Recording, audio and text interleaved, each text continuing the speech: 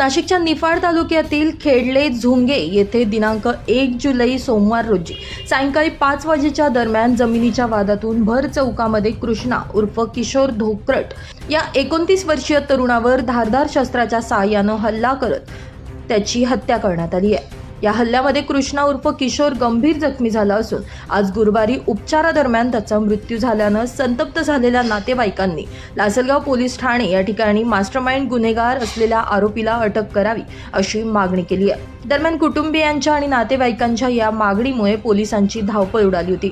यातील मुख्य मास्टरमाइंड आरोपी याला पोलिसांनी ताब्यात घेतलं असून आपण या ठिकाणाहून जावं अशी विनंती लासलगाव पोलीस ठाण्याचे सहाय्यक पोलीस निरीक्षक भास्कर शिंदे यांनी केली आहे। आरोपीला आमच्या समोर आणा ही मागणी लावून धरल्यानं पोलीस आणि संतप्त नातेवाईकांमध्ये तणावाची स्थिती पाहायला मिळाली।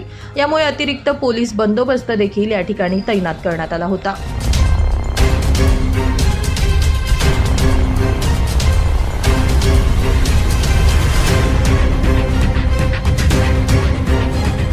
ब्युरो रिपोर्ट, नाशिक माझा न्यूज, निफाड।